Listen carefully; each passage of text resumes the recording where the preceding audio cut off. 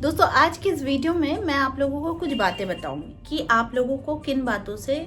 सावधानी और अलर्ट ज़रूर होकर रहना चाहिए। जब भी हम पूजा पाठ करते हैं और हम साधक की श्रेणी में आ जाते हैं, आपके जीवन में कोई अगर ऐसा साधक है या फिर आपके जीवन में कोई ऐसा भक्त अगर आपको दिखता है जो या तो हनुमान जी की पूजा करता है, या तो भगवती की आराधना करता है, या तो काली की पूजा करता है, या फिर माँ सरस्वती या फिर माँ दुर्गा की, किसी की भी, माँ तारा का साधक है, किसी भी देव देवी देवता का अगर वो साधक है, तो ऐसे लोगों से आपको बहुत संभल कर या तो दोस्ती या तो दुश्मनी करनी चाहिए। कि ऐसे इंसान, आप अगर इनसे दोस्ती रखते हैं और इनसे अगर छल कपट नहीं करते हैं तो फिर ये आपके लिए गोल्डन टाइम जैसा है कि ऐसा फ्रेंड भी मेरे जीवन में है या फिर ऐसे लोग भी मेरे जीवन में हैं। लेकिन अगर आप ऐसे पर्सन के साथ आप अगर दुश्मनी कर बैठते हैं तो फिर याद रखिए कि उनको प्रोटेक्ट करने के लिए, वो भी जिनकी साधना कर रहे हैं या फिर जिनकी पूजा पाठ वो कर रहे हैं,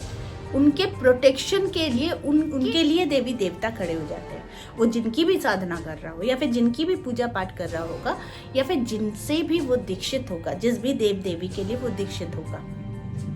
तो ऐसे लोगों से या तो आप दुश्मनी करो तो बहुत सोच समझ कर, और अगर आप दोस्ती कर रहे हो तो भी बहुत सोच समझ कर, और अगर आप इनके पीठ पीछे कोई छल कपट भी कर रहे हो तो भी बहुत सोच समझ कर। क्योंकि ऐसी मान्यता नहीं, ऐसा मान्यता भी मैं नहीं बोलूँगी, ये तो 100% श्योरिटी देकर मैं बोलूँगी कि आप अगर कोई साधक है और बड़ा ही मासूम साधक है और ना तो किसी का छल करता है, ना किसी के साथ कपट करता है और ना ही तो किसी का बुरा करता है, लेकिन अगर ऐसे साधक के साथ अगर आपने दुश्मनी मोल ली या फिर आपने इन्हें पीठ पीछे, इनके अनजाने में भी आपने इन्हें गाली गलौज तक कर दिया, या फिर आपने इनका मतलब इनके सामने मीठा बने और इनके पीठ पीछे आप छुरी बन गए कि आप इन्हें घोप रहे हैं, तो फिर याद रखिए, भले वो इंसान नहीं देख रहा है लेकिन वो जिसकी साधना कर रहा है या फिर वो जिनके उपासक है, वो देवी आपको या देवता जो भी उनके इष्ट होंगे की रक्षा करने के लिए आ जाएंगे। और फिर इसका परिणाम बड़ा डेंजरस होता है। पहले एक बार दो बार देवता भी आपको झटका देते हैं कि संभल जाओ संभल जाओ संभल जाओ, लेकिन जब फाइनल टाइम आता है तो वो मौका भी नहीं देते।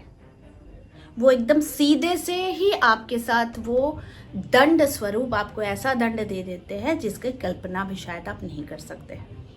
तो इसीलिए कभी भी पूजा पाठ, एस्ट्रोलॉजी या फिर व्हाटएवर, कोई भी अगर इंसान कोई रेमेडीज भी बताता है और आप इसे मजाक में ले लेते हैं, तो याद रखिए कि ये किसी की भलाई के लिए हो सकता है, कोई इंसान कह रहा है, लेकिन आप इसे बहुत छल कपट और आप इसे अपनी जो भी आपकी सोच है वो अगर आप लोगों में फैला रहे हैं तो आपको थोड़ा सावधान हो जाना चाहिए। तो कभी भी किसी साधक के साथ, मैंने तो कभी भी ऐसा सोचा ही नहीं, लेकिन हाँ, मैं जिनकी आराधना करती हूँ या फिर जिनकी पूजा पाठ करती हूँ, जिस सराउंडिंग से मैं आती हूँ,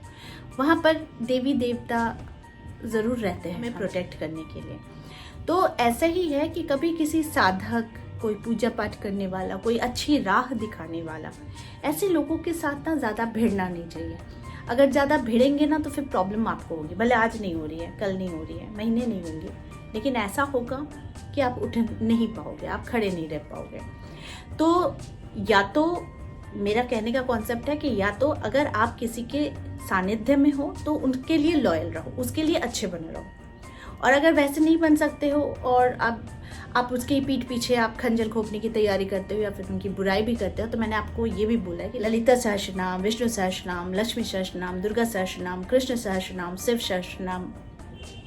गणेश सहस्रनाम, माँ बगलामुखी सहस्रनाम, ये जितने सहस्रनाम है ना, इसमें देवी, भगवती, ईश्वर, शक्ति, ये सभी प्रोटेक्शन देने के लिए आ जाते हैं जिस दिन से आप इनके शरण में चले जाते हो। मैंने क्या बोला कि मंत्र का स्टार्टिंग जब हम ओम भी कर लेते हैं ना, तो उसकी वाइब्रेशन हमारे शरीर में 24 घंटे रहती है। तो कभी भी किसी भी ऐसे इंसान से या तो दोस्ती मत करो या तो दुश्मनी मत करो जो इंसान ईश्वर को भी प्रिय है,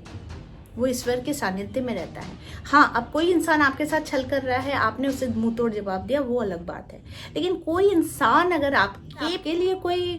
प्रॉब्लम क्रिएट नहीं कर रहा है तो आप भी उसके लिए प्रॉब्लम क्रिएट ना करें। आप जितना हो सके ऐसे लोगों के साथ अच्छे रहें। कब मिले? लेकिन अच्छे रहें। लेकिन आप बहुत मिलेंगे और फिर आप पीठ पीछे खंजर घोपेंगे तो फिर आपको सतर्क हो जाना चाहिए, क्योंकि ऐसे लोगों को भगवान, उनके इष्ट जो जिसके साथ आप ऐसा भी करते हैं, वो आपको बख्श नहीं करेंगे, आपको नहीं छोड़ेंगे। तो ये छोटी सी एक टिप्स थी, और ऐसा आप हर एक चीज़ के लिए, हर एक इंसान के लिए आप ये एप्लीकेबल है। आप इसको सोच कर रखना, ठीक है ना। तो या तो आप ऐसे लोगों से मिलो ही नहीं, और अगर मिलते हो तो लॉयल रहो, और अगर बहुत ज़्यादा घनिष्ठ भी नहीं हो तो फिर भी ठीक है, लेकिन अगर घनिष्ठ भी हो रहे हो तो उनके साथ पंगा मत लेना, ठीक है। तो ये छोटा सा वीडियो है, थोड़ा सा सतर्क कर देती हूँ कि लोग अपने कर्म को और अपने कार्य को बड़े अच्छे और सादगीपूर्ण ढंग से लें, तो फिर अच्छा रहेगा, ठीक है जी। तो आज के लिए बस इतना ही, फिर मिलेंगे एक नए टॉपिक के साथ। तब तक के लिए आप सबको मेरा प्यार भरा नमस्कार।